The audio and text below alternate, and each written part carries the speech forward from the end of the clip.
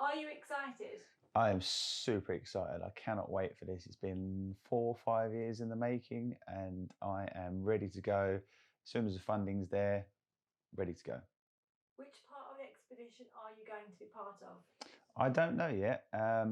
As I told you before, there's 4 legs. Each one's got its own unique qualities, and at the moment, I'm ready to do all 4. But it's up to Jim McNeil to decide which one suits me best.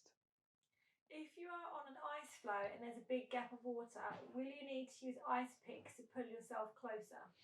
That's a great idea, but no, we will either go around it. So a big piece of water is called a lead. And if we come to a lead, we've got 2 choices. We can either go around it, which takes a bit of time, or we can go through it. Jim McNeil has very cleverly made a boat that we take with us. It's called a kajak, which is Inuit for canoe. And if we come to a lead, open bit of water, we can get in our kajak and sail across. How would you deal with medical emergencies, like someone's toes or fingers coming off from frostbite? Oh, great question. So, calmly, like any medical situation, you've got to be calm. It helps the person that's in pain, and it helps everyone around be calm. Everybody in the team is medically trained, and we are like paramedics. We're able to deal with frostbite, polar bear attacks, injuries, hypothermia, all sorts of weird and wonderful stuff. If you fall in the water, what would you do? Oh, very good question. So straight away, try not to panic. Because as soon as you go in cold water, you go and try it right now, go and splash some cold water in your face, straight away you go, ah, and you can't do that when you're under the water because you're breathing water. So you just try and be calm, take a few breaths, try and recover your skis if you can, and kind of flop onto the ice and try and pull yourself out. Basically, try and kick your legs, try and pull yourself out. If you've still got your ski poles in your hand, you can use those to try and claw yourself over the edge and just try and kick really hard and get onto the ice. Do you expect to see many polar bears? Are you allowed to pet a polar bear? And what should you do if a polar bear approaches you? Wow, they are extremely fluffy, so I understand why you'd want to pet one, but they are huge, like massive. And they eat meat, and we are meat. So we will hopefully see a lot of polar bears. Part of our mission is to count polar bear families, so we know how many are out there and where they are. And if we see one, depending how far away they are, depends on what we do, but generally we try to scare them away. They're quite curious creatures. They smell this smelly 2-legged thing over there, i.e. us, and they want to come and have a look and see who we are. But it's down to us to scare them away. Do you get weapons to protect yourself? If so, do you get given harpoons? Harpoons, no. Weapons, yes. This is a very last thing you do. Um, Going back to what we said before, we scare the polar bears. So we make lots of noises.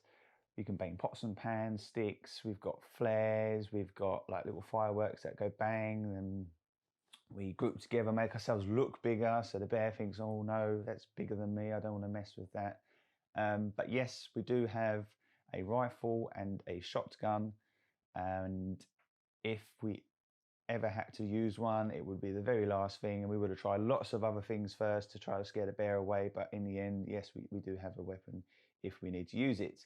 But I will say, Jim McNeil, who's been training me, a very famous explorer, been in the polar regions for about 35 years now, still has his fingers and toes, as he'll happily tell you, but he'll also tell you he's never shot a polar bear. He always scares them away, and he's seen hundreds of them. So that's what we'll do.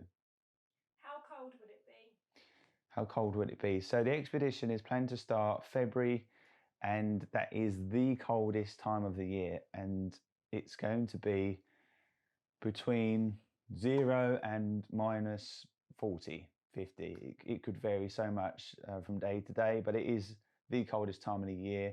Um, we do that because the ice is at its thickest and it's most rigid and gives us best possible chance of walking as far as we can on the ice.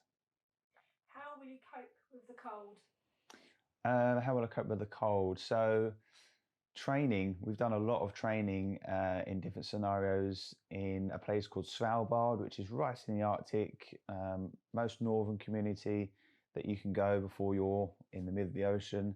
And we do a lot of training there to get used to the cold, basically. We've got lots of different clothes, um, lots of different ways of keeping warm, lots of different ways of cooling down, because believe it or not, that is a problem. You could actually get too hot. So if you've got too many clothes on and you're skiing really fast and then you get really hot, actually that can be quite dangerous. So we need to know how hot or cold we are depending on what clothes we're wearing and what we're doing.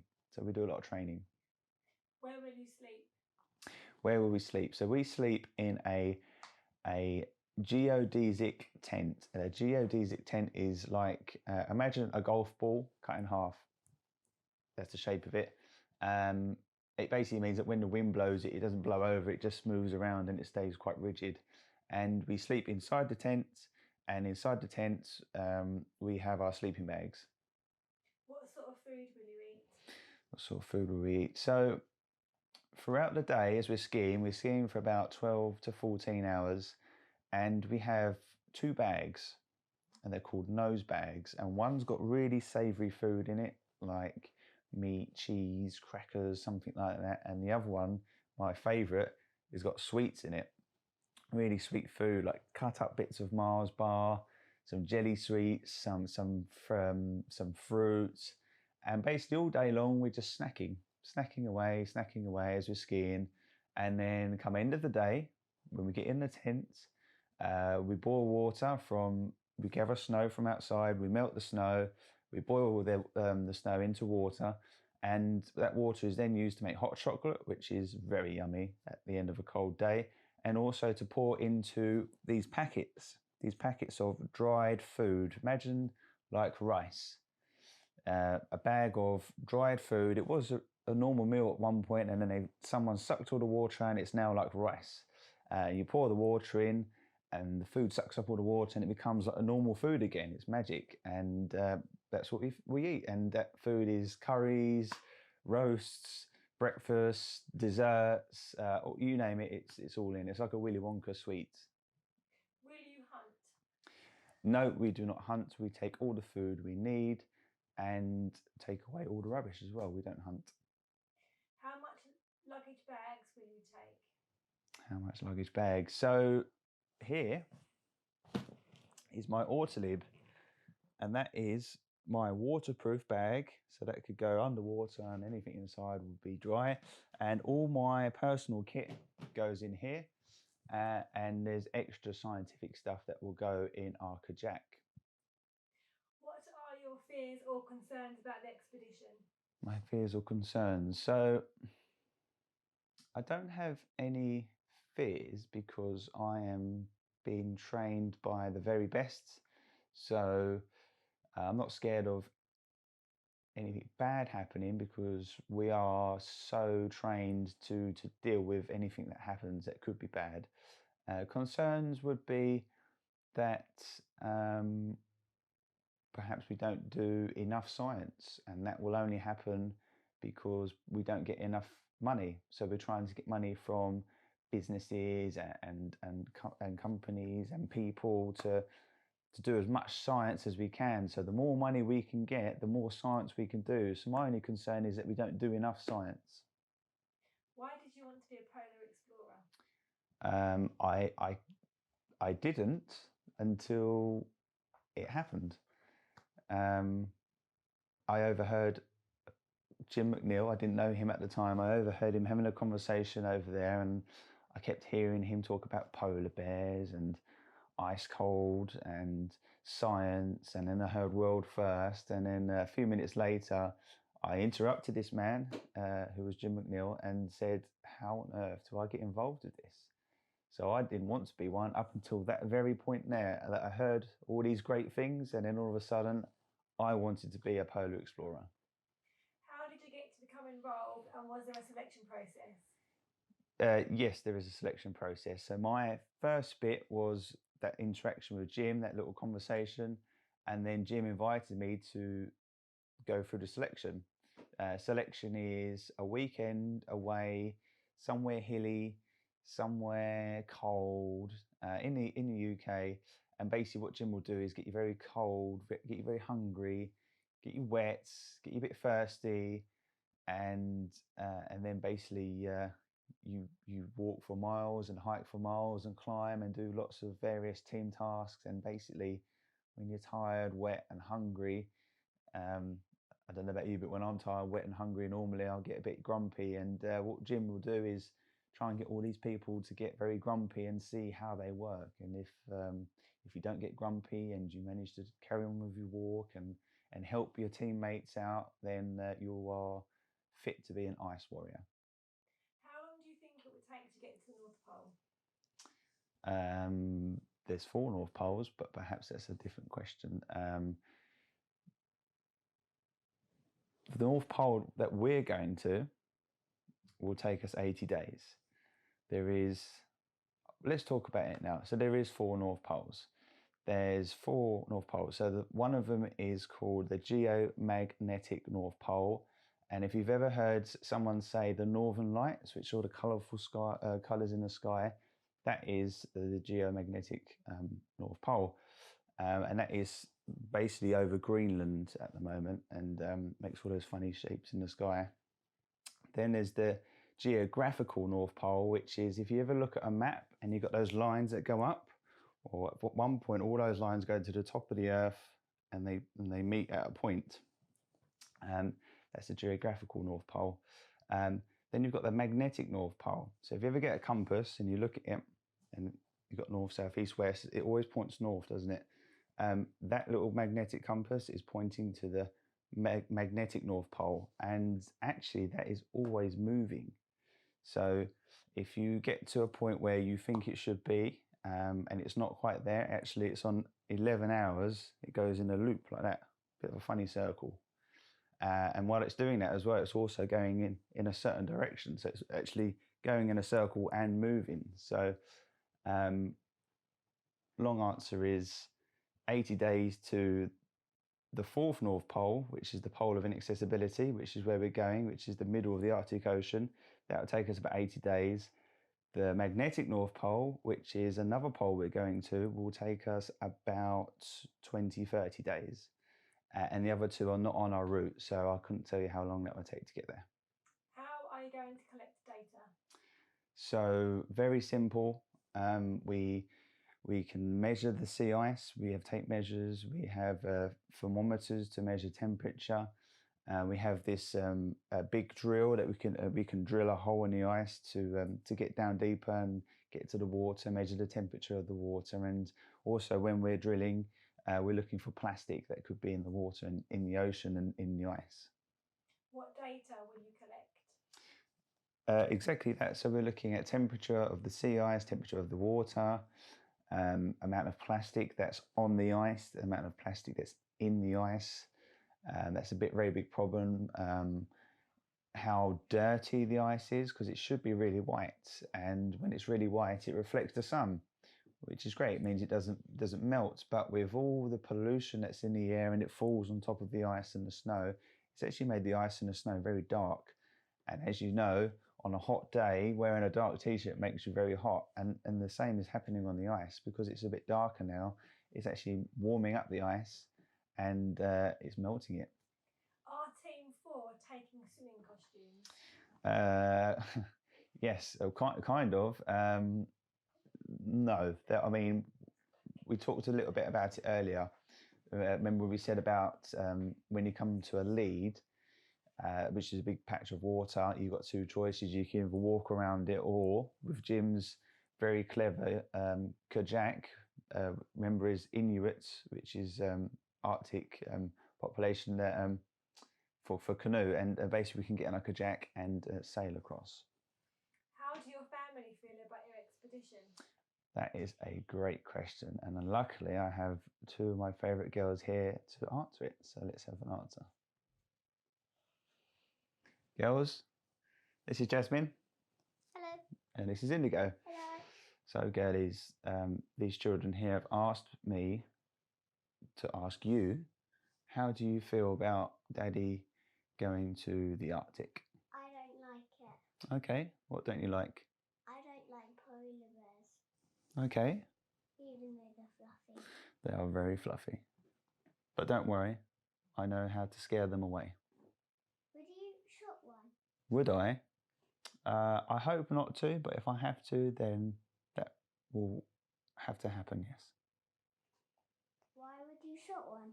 I don't want to, and I will try and scare it away as hard as I can, and so will all other team members. And Jim's never had to shoot one, and he's been going up there longer than I've been alive, so I'm pretty sure I won't have to shoot one. What I think it's amazing because when I heard you said that you found a guy and you said that how on earth do I even get into that group? I think it was like a dream come true because you actually got your job, and I think it's amazing for you, even though they're really scary. Awesome, thank you. Say it, girls. Bye. Well done, thank you. How much time do you have to put into your important training? How much time? That is a great question, and it's constant is the truthful answer. I'm always talking about it to schools, to businesses, to other people. I'm always training physically, do a lot of running, cycling, gym, and do a lot of training with Jim down in Dartmoor. We have a shop down in Dartmoor where you can go and train to be a polar explorer or a mountaineer, climb mountains. You can go to the shop and train to do all these things. And like I said to you earlier, we go to Svalbard once or twice a year to train the cold part of the training. So all in all, if you was to put it all together, it could be 2 to 3 months of the year. Was one of your childhood dreams to go to the North Pole? No, one of my childhood dreams was to become an astronaut. What sort of training do you have to do? So we do map and compass. We learn how to navigate. We do first aid, very high level first aid. So we're able to deal with anything that happens in the Arctic. We have to learn how to use the equipment like the tent, the ropes, the scientific equipment, the cooking equipment. We have to learn how to work as a team, which is most important because that is the only way we're going to stay safe on the ice, is to work as a team. So all these things we're learning as a team. How is global warming affecting the planet? It's affecting it in so many different ways, and it is a big question to ask. So let's keep it to polar. It's melting the sea ice, and it's opening up the sea ice to us, unfortunately humans, going into where the sea ice was, and we start drilling for oil and lots of nasty things like that. But also, not only is the sea ice melting, but ice that's on land, so like Greenland or the Antarctic. And the problem with that is ice that's already in the water, say the Arctic, if that melts, that would be awful, and the world would get quite warm because we need it to keep the seas and oceans cool. But the water levels won't rise. But if land ice melts and it falls into the water, then we could see a big rise in the oceans, and that'd be pretty bad. What sort of clothes will you have to wear, and how many layers? That's a great question, and that all depends on the type of person that you are. I get hot really easily, so I know through training that when I ski in really sort of thin trousers and a thin jacket. But I've got team members, other teammates that wear like 3 layers of these special clothes to keep warm, and I've got a couple assistants that are going to show you some of the clothes that I wear. Jazz, can you come on, please? So Jasmine's wearing what I wear when I ski, and this is quite a thin coat, really. It's really thin, actually. And the reason I wear this thin coat when I ski is because, like I said, I get really warm. And underneath the coat, we have salopettes. And what they are trousers with an extra bit on the front there. And they've got straps that go over your shoulder. So that's my outer layer. Next, can we take this jacket off? So next is a mid layer. So if you're feeling a bit cold, which I know some of my teammates do, this is our mid layer. So this is a thick jumper, and I wear this in England when it's cold because this is actually quite nice. And this will be part of our mid layer. And underneath all that is I haven't got it here, but basically it's normal trousers and normal t-shirt, but really tight fitting, quite thin and quite tight. And so that would be your base layer. And basically, with all our training that we do, we learn which layers work best for us. That's what I wear when I ski, but when I stop skiing and we get in the tent, I wear something different. Indigo, can you come on?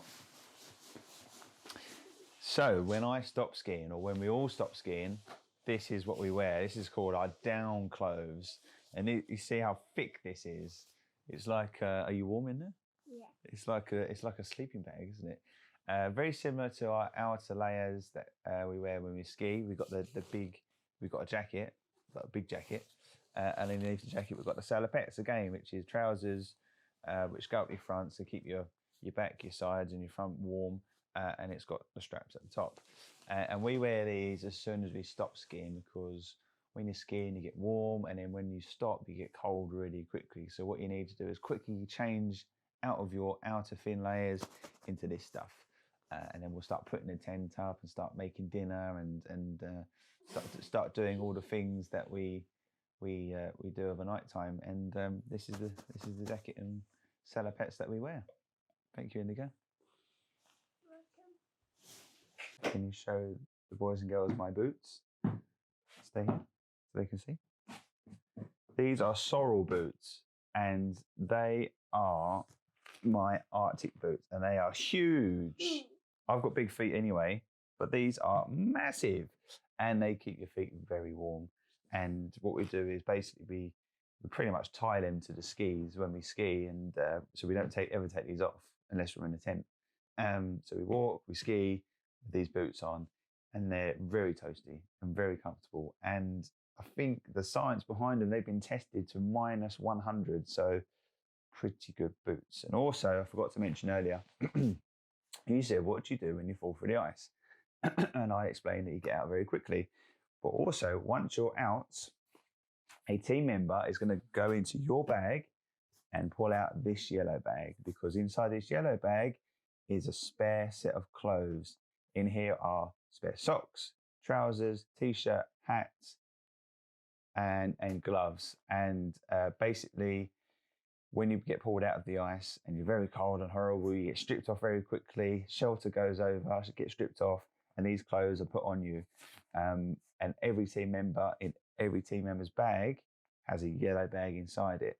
And this is something I've learned in life, because if you look in any of my rucksacks, my cycling, my running, my sports, my gym, any bag I've got, I have this yellow bag in it. And in all my yellow bags is a spare set of clothes. So ever get into any trouble, or you see a team member in trouble and they need to warm up quickly, grab the yellow bag. How many other people are going with you? Great question. So in total, we plan to have 28 people in our team, Jim McNeil being one of them. And on each leg, we plan to have 7 people. And Jim is going to do all 4 legs, all 4 of them. 800 miles, all 80 days. He's going to do the whole lot. And the idea is, so say team 1, they start on land, walk onto the ice, walk for 20 days, do all the science, do what they've got to do. That team then gets airlifted out by aeroplane and team 2 get airlifted in and swap basically, and then so on and so forth. So then they do their leg, get airlifted out. Team 3 do their leg, get airlifted out. Then team 4 get airlifted in and walk to the pole of inaccessibility, and Jim is doing the whole lot with them. How long will you be there for? So the expedition is for 80 days. At the moment, I am doing about 20 days of that because I'll be doing one leg. If I can raise more sponsorship, then I can do more legs. What qualities do you need to survive?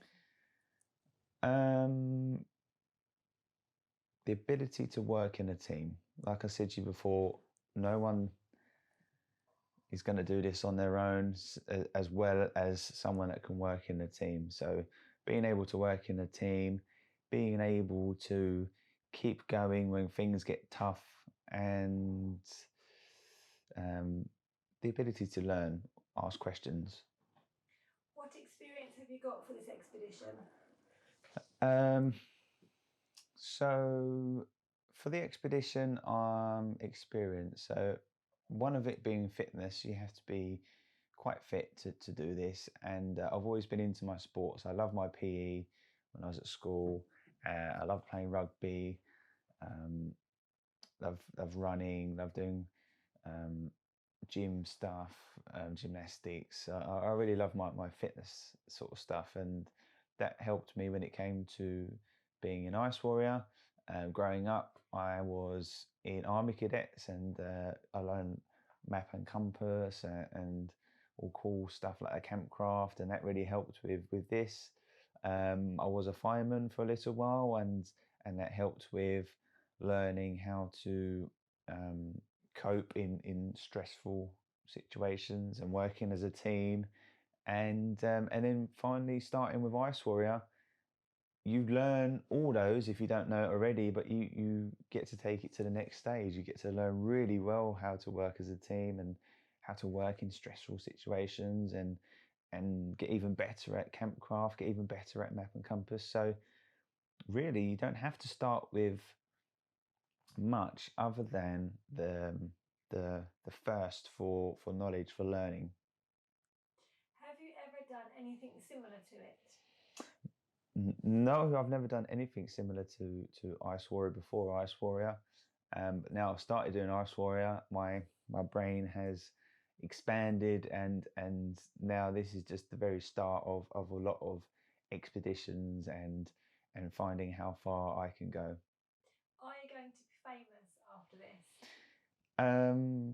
Hopefully famous to my girls.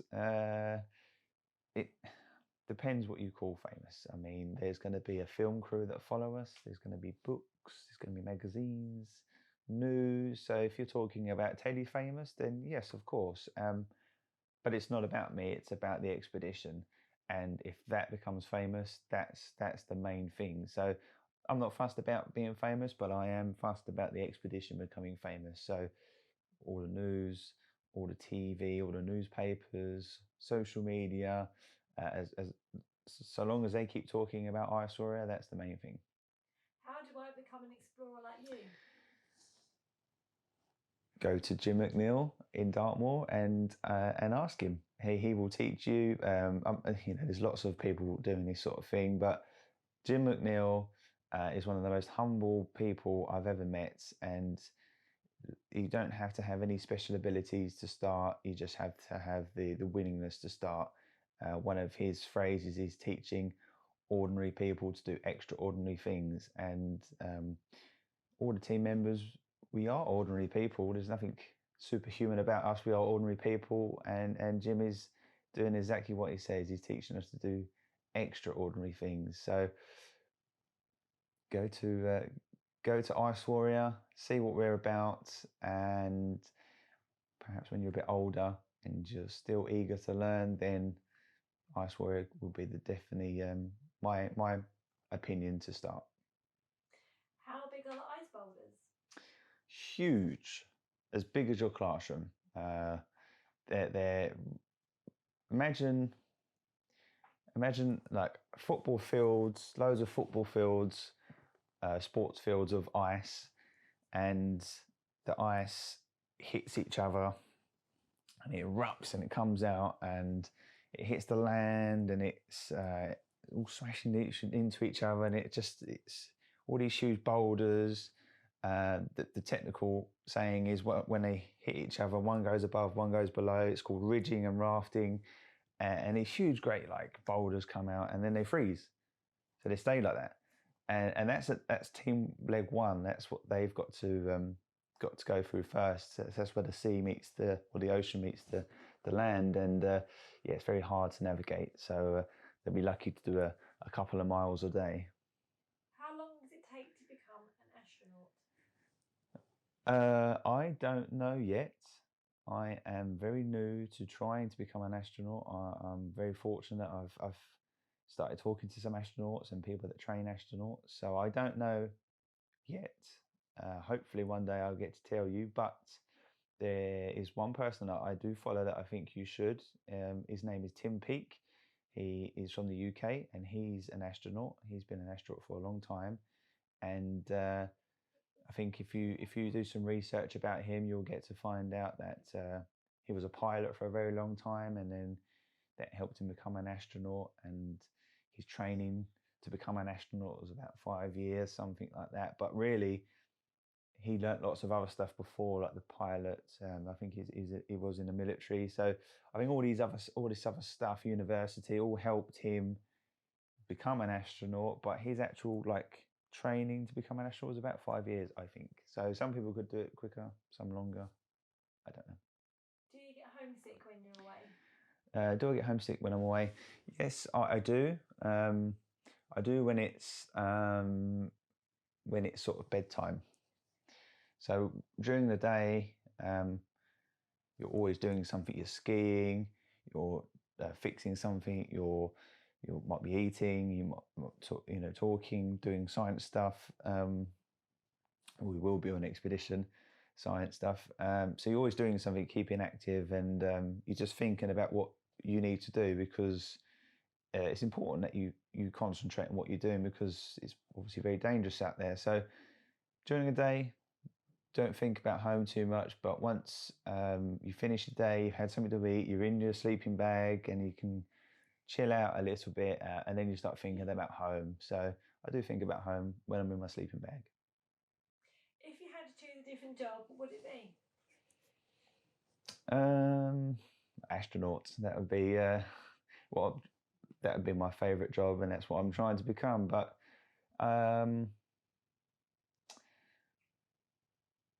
that's a great question. I love sustainability, and that means us being able to survive and live and thrive without harming the earth. So I love cars that run on electric. I love houses that can make electric or harness electric from the sun and from water, and I love that, and that's all sustainability. And I love that whole world of us using what's free and abundant, like wind and sun and water moving to create energy, and I love that. So another job I'd love to do is be a part and learn how to make energy from what's around us. Do you think you will regret going to North Pole when times are hard? Will I regret it? I'll never regret it. No, never, because this is bigger than me. It's not about me. It's about Ice Warrior genuinely trying to help save the species, i.e., you and me, from hurting the planet to a really bad place. And Ice Warrior is generally helping save the species, helping to try and bring back the planet from global warming or climate change. And that makes it easier, because when it's not about me and it's about us, so what Ice Warrior is trying to do is for the greater good or the betterment of mankind, so everyone. So if I don't do it, mankind is going to perhaps fail, or at least be hurt because perhaps we didn't do it. So I feel very strongly about it, and it makes any doubt of not doing it. It's very clear that I have to do this, because if I don't do it, who will? Does plastic take more than 4 lifetimes to decompose? That's a great question. I'm no scientist, so I'm not going to pretend I know, but I know some plastics take longer to decompose than others. And then there's new plastics that look like plastics, like plastic bags and plastic bottles, that actually aren't made of plastic, and they can take weeks to decompose. So I don't know the answer, but I do know what we should be doing, and moving away from the old plastics and the new plastics that is biodegradable, that can melt away into the mud. How many years until the whole world will be flooded? I don't think the whole world will ever be flooded. Scientists much cleverer than me have worked out that if it goes really wrong, and we talked a little about it earlier about the ice that's on the land, if that all melted and fell into the sea and the oceans, and all the oceans rose, there'd still be quite a bit of land, higher land, left over. So we'd just all go and live in the hills. Boys and girls, you forgot to ask a really important question that every adult asks. Where are you going to go to the toilet? Oh, it's a great question. We get asked it a lot. We get asked is, how do you go to the toilet?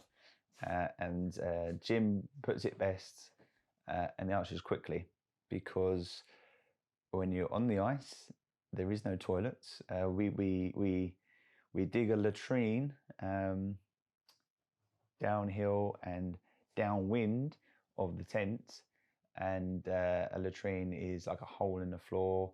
We make a little ice wall around it, so it's a bit sheltered from the wind. But basically, you go to the hole and you pull your trousers down very quickly and do what you need to do, if it's a wee or a poo, because you get a cold bottom. So quickly. I think, is that the questions done? Thank you for asking those questions of me. I thoroughly enjoyed answering them. I hope that you see some value in it. I hope you've got some your questions are answered, I hope. Again, if you have any more, ping them over. Happy to answer them again. But I really hope that you guys understand a little bit more about climate change, why we at Ice Warrior are trying to do what we're trying to do. We're trying to help understand why the sea ice is melting so fast, alongside our famous scientists at NASA. And I really hope that perhaps one day, if you want to get into polar exploring or helping us, us as humans, or the planet, that this might inspire you to go and follow your heart and do exactly that. So thank you for your questions, and I shall see you soon.